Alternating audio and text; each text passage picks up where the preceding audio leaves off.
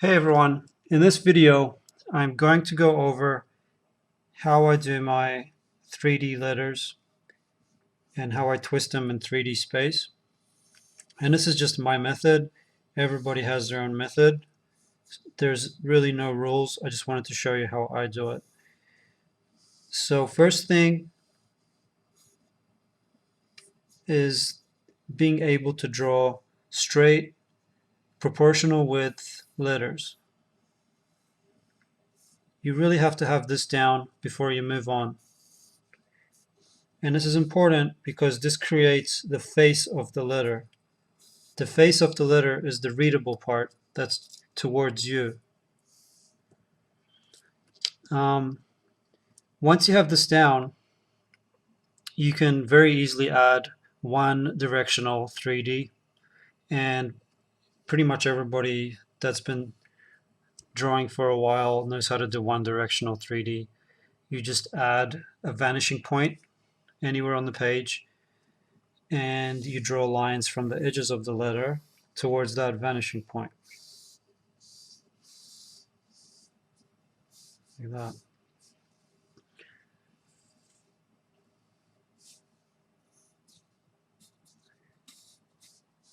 And that creates one-way 3D. We can make the letters go different ways.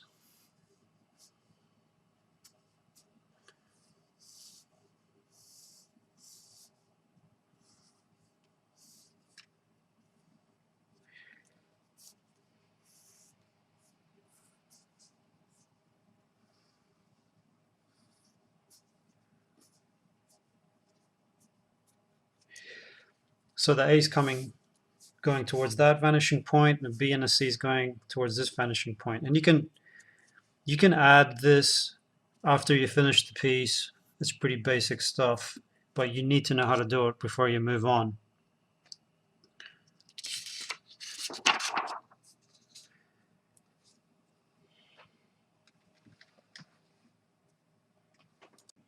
Okay, so moving on, every letter can be made out of blocks. Like a T, for example, is just two blocks joining. That makes a T.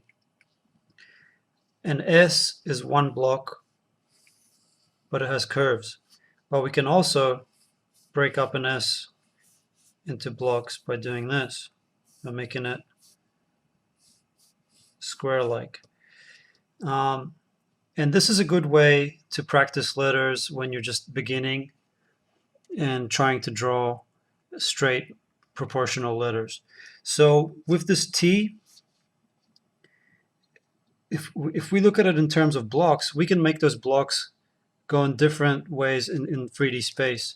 So it's one block going across this way and another block going across this way. But this bottom block doesn't have to join from the bottom like that. This is the face here that it created that we're reading. Imagine if we're looking at it from the top, then this block can come in this way.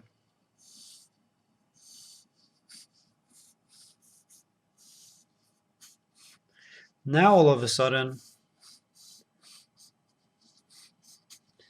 the face is up here.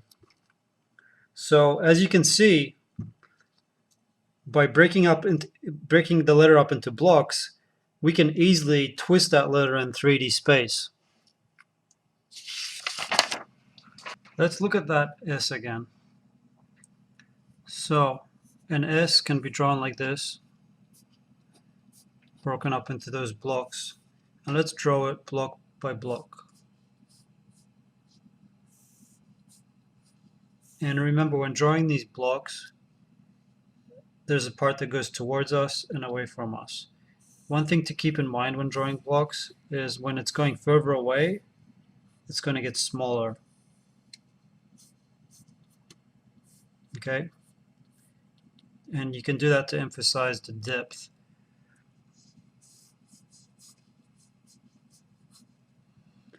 Now we're going to join this top block, and we have multiple options. We can join it this way,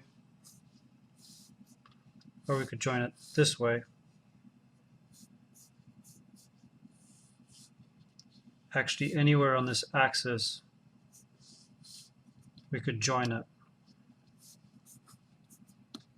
Okay, let's pick one. Let's pick the top one, or the one that's going towards us. So now we've done the top part here. Let's join this bottom block. So this is where it gets more exciting because we can change the face of the letter. So far, we're looking at it from this direction. But let's make this block, let's make this lower a bit. We have multiple options. We can make it go this way now, or this way. If we went this way, it'd be boring because it would just be the same face.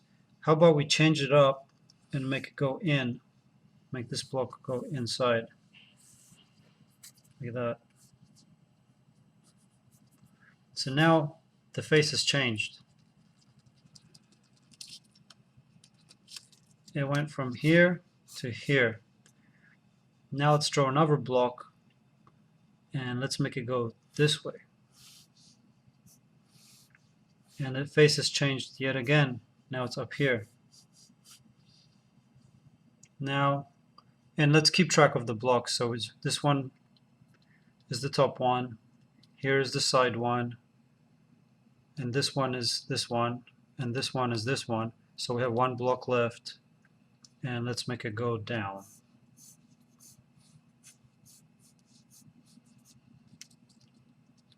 And the face has changed again. So just to complete it, we'll add one more block here and make it go like this.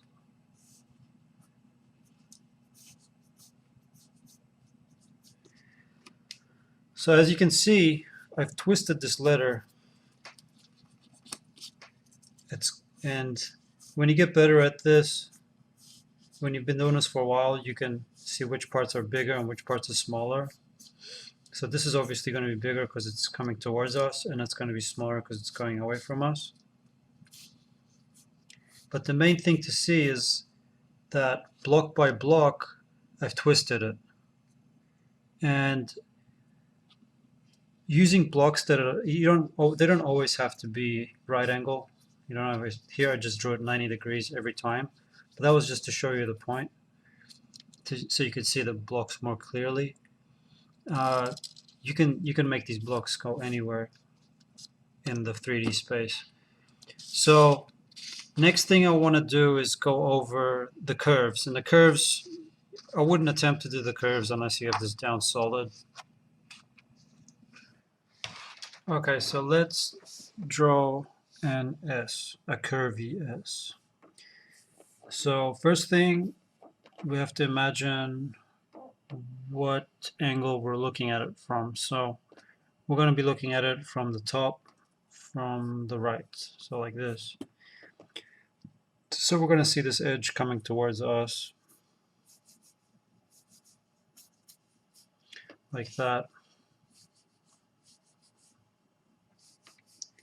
Now, there's actually a reason why I drew this at a tilt like that.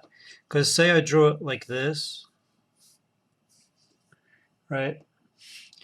Say I drew it like this and then made it go to the left, I would only have the opportunity for 2 lines.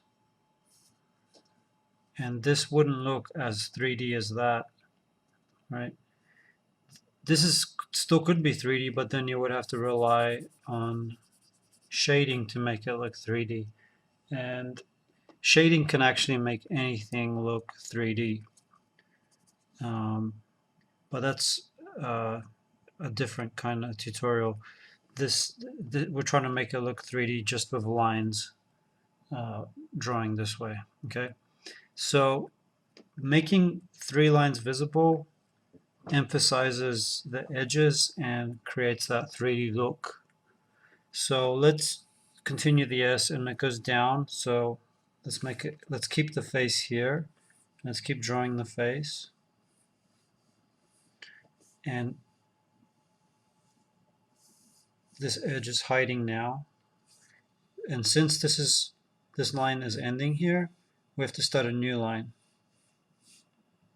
here.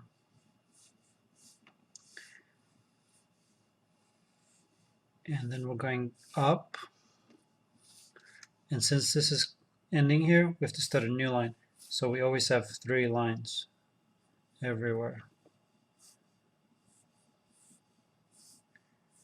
And we've kept this the face of the letter. How about we change it up and make one of these edges take over and make the face. So this edge will be the face now.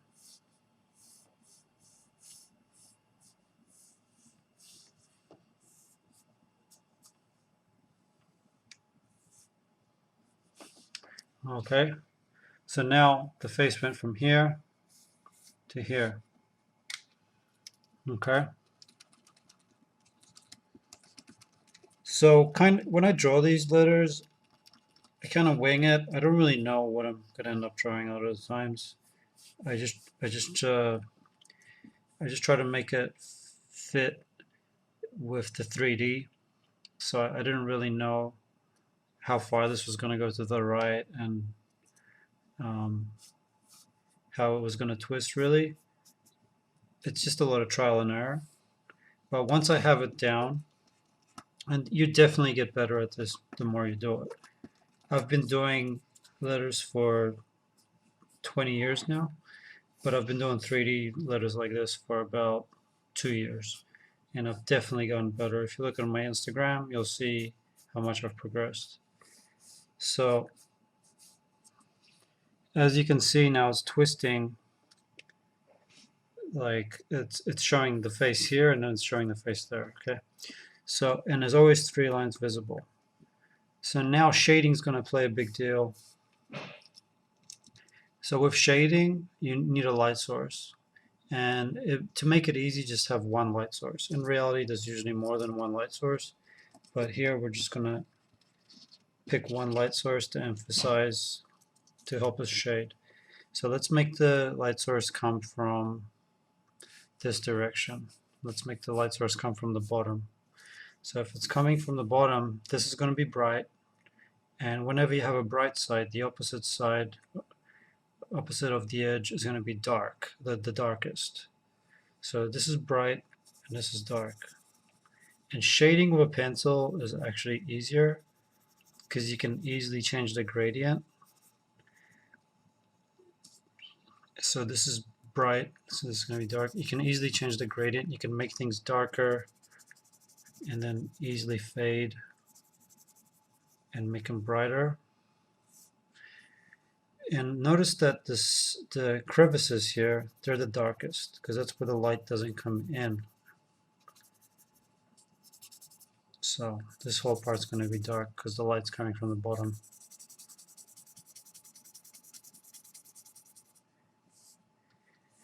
This is bright because the light's coming that way. That's dark.